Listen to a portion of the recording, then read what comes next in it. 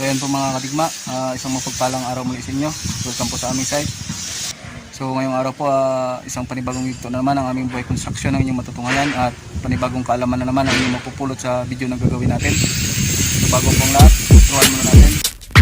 Yeah, Team 17. Damn. So yan po mga kadigma, isang mapagpalang araw muli sa inyo. Ngayong araw po, kaya po nang sinabi natin sa inyo, magsishare na naman tayo ng isang video na kung saan kakapulutan nyo ng isang panibagong kalaman. So kaya po nang nakikita ninyo ngayon, harap natin, sink po yan para dito sa roof deck. So ngayong araw po, isishare natin sa inyo yung paggawa ng DIY na sink. So yung plano po kasi nito nung una, stainless sink din to sana na maliit. Ang problema, gusto nung client natin na granite din yung magiging sink niya. So gagawa natin ngayon ng DIY na granite sink at isi-share natin sa inyo. So tatanggalin natin to, hindi pa naman nakapix to mga kadigma. Tatanggalin na lang natin to, tapos guguhitan muna natin yung butas niya dito sa ilalim. Ayan, kung mapapansin nyo, naputi na kasi. So guguhitan muna natin yan para makuha natin yung tamang area nito ng sink natin.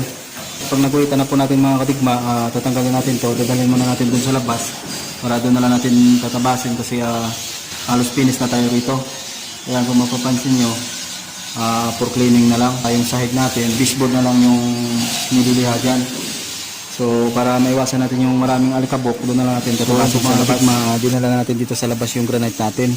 So kung mapapansin niyo, may guhit na po ito. Ginuhitan na natin dun sa ilalim niya. Ito po yung ilalim niya. So kung mapapansin nyo, mas malaki rito. Gawa nga pong dito nakalagay yung gripo natin. Kailangan kasi may sapat na clearance to para dun sa paghigpit ng nut natin dun sa ilalim. So kaya malapad talaga to rito. So ngayon, tatabasin natin to.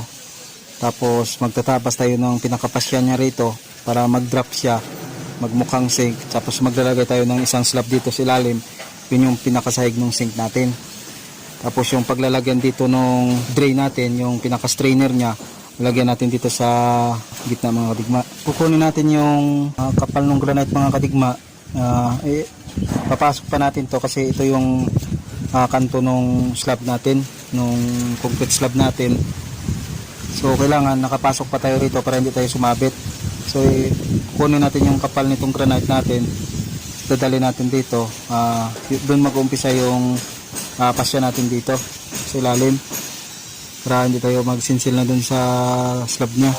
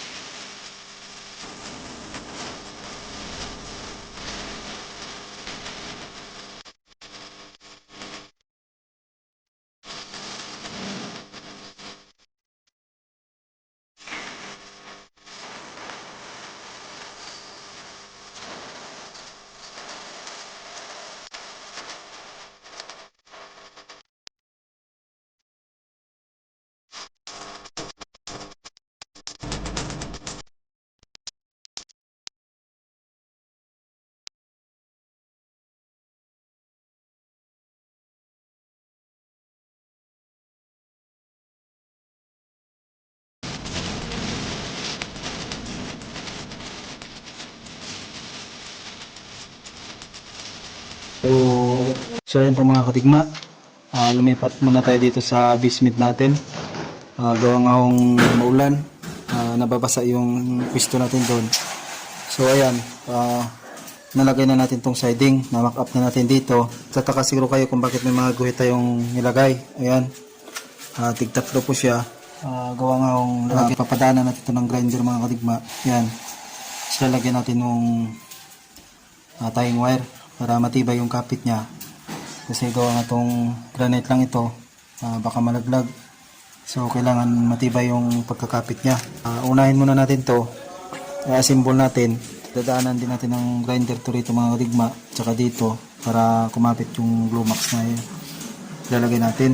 Tapos tying wire ito, nilagyan natin. Tapos lalagyan din natin ng glue max para pampatibay.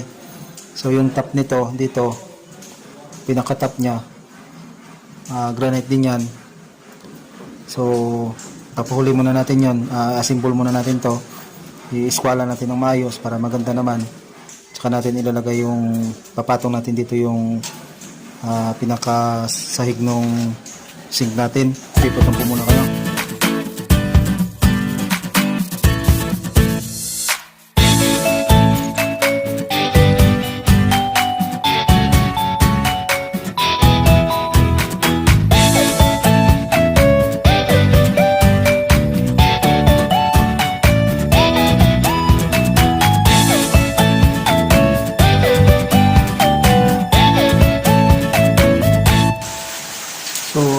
Kadigma, lagyan muna natin ng tying wire para lalong tumibay yung gawa natin. Paikot po yan. Yan po. So ito kasi ang magdadala, yung tying wire kasi na to, ito yung magdadala ng bigat ng pasya natin. So kailangan meron yan. Lalagyan natin ng glue max yan, tapos susunod na natin yung takip nito. Pero pack up muna natin yung drain nya. Kasi mahirap mag-grinder kapag andyan na nakadikit na yung sahig ng sink natin dito. Mahirap na po mag-grind. So kailangan, habang hindi pa nakadikit, lagyan na natin yung drain niya sa gitna para maayos yung pagkaka-grind natin.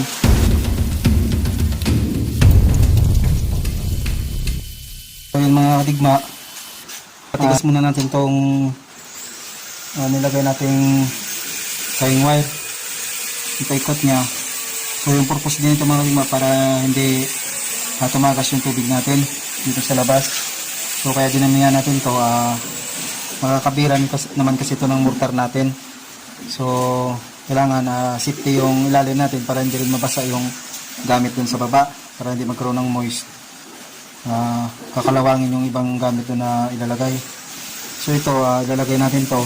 Bubutasan muna natin tong paglalagay natin ng drain nya. So ito rin yung ilalagay natin dito. So challenging ito kasi bubutasin natin to. Tsaka kailangan natin ma-meet tong kapal nitong stainless na to. So wala namang ganung kalaki na talim tayo. So meron tayo ditong pambutas, yung maliit lang, ganito lang kalaki.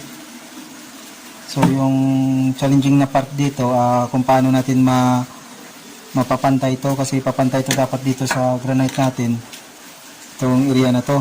So manipis lang siya mga kadigma. Pagtsatsagaan na lang natin siguro to ng grinder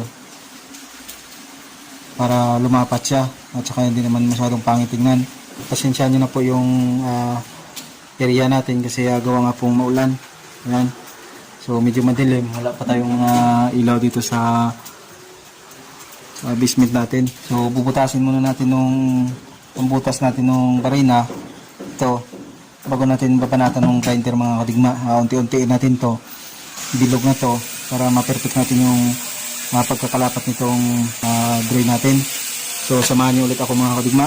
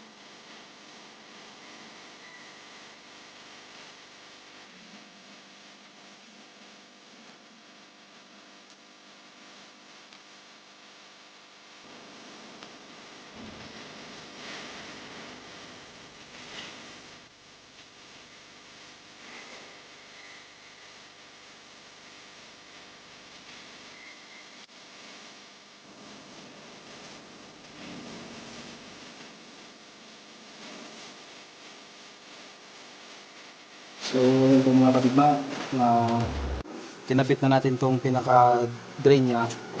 Pinagtyagaan natin na grind para lumapat to. Kasi ito mga kadigma, nakalapat siya para yung tubig, pag nagugas, diretso dun sa tubo niya. So ayan, nilagay na rin natin yung sahig niya. Pinex na natin itong mga kadigma. Bali, re-retouch na lang natin yung mga kilikili niyan mamaya pag dating dun sa taas. Para hindi po magkaroon ng moist dun sa ilalim ng lababo kapag naghuhugas. Kasi tubig po yan, magkakaroon talaga ng moist yan kapag may butas tayo dyan. So kailangan isil natin yung mga butas nyan. Kung napansin nyo kanina, nilagyan muna natin to ng sealant mga kadigma na kulay puti yon. Yung gap sealant natin nilagay dyan para yung tubig hindi tumagas. Tapos yung dito mga kadigma, nilagyan din natin ng sealant to para sigurado. Pero may gasket po naman yan. Para sigurado lang, nilagyan na natin ng sealant. Kasi DIY lang to para hindi tayo magkakaroon ng problema sa huli. Lalagyan na lang tayo dito ng pit trap papunta dun sa abang niya, dun sa ilalim ng lababo. So ito, nilagyan na rin natin ng glue max to para sigurado na walang tagas itong mga kanto niya. So pagpasensyaan nyo lang po, maraming alikabok, gawa nga hong maalikabok tong granite kapag hindi binabasa. Kung mapapansin nyo yung kamay natin, ayan, punong-puno ng alikabok. Dadalhin na natin to dun sa taas, i-mamak up natin dun. Tapos doon na natin to i-repair yung mga kanto nya. Kung makikita nyo mga kadigma, ito kasi mga angat pa yan. So kailangan mapalagyan natin ng glue max yan, yung pandikit natin para maganda yung kapit. So kung napansin nyo pala kanina mga kadigma, flex lang natin tong ginawa nating DIY na transformer. Ito po yung ginagamit natin ngayon. May isang video tayo doon na kung paano ginawa ito. So kung balak nyo pong gayahin, kung wala po kayong transformer o di kaya nasira yung transformer mo, sa mga kapwa kong nag-granite na nangongontrata, para hindi masayang yung araw ninyo, mag-DIY na lang kayo mga kadigma. Ito po yung ginawa ko. So ayan, nagkaroon tayo doon ng ground nya. Nagbaon tayo doon ng bakal para pagkapitan itong wire papunta rito mga kadigma sa saksakan. Ito, malala nyo dun sa isang video natin. Ayan, hindi nyo pa po napapanood yung video sa paggawa nito mga kadigma, hanapin nyo na lang po dun sa mga video natin dun sa channel natin mga kadigma.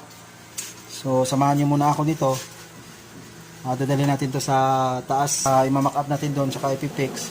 Tapos i-retouch natin tong mga kanto na to mga kadigma. Kanina ba yung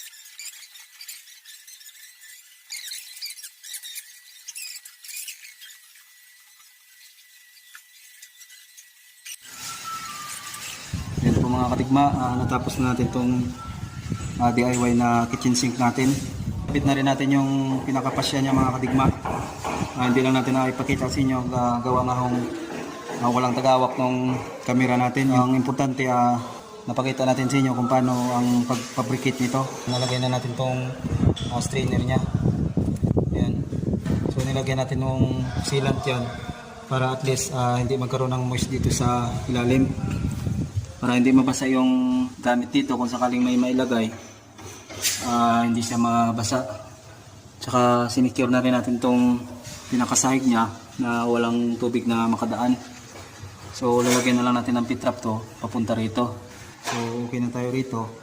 Meron din tayong ginagawa rito na isa dito sa labas, pinaka dirty kitchen niya. So hasain na lang natin tong pinaka bulnos niya para gumanda yung profile niya. Ayan. So nakabit na rin yung strainer nito. So itatap na lang dun sa may ilalim mga kadigma. Ayan po, tatapusin na po natin itong video natin para makagawa na po tayo ng ibang gawain natin. So bago po tayo maghiwalay, magpapasalamat muna tayo sa mga subscribers natin na walang sawang pinapanood yung video na ina-upload natin, sa mga silent viewers natin, tsaka sa mga hindi pa po nakapag-subscribe, papindot na lang po ng subscribe button, tsaka paklik na rin po ng all sa notification bell para maging updated kayo sa mga video na gagawin natin. Yan lang po muna ngayong araw mga katikma. Naway may napulot po kayong kalaman sa video na ginawa natin ngayon. So sa muli po, maraming salamat po. Mabuhay po kayo at God bless you po sa inyong lahat.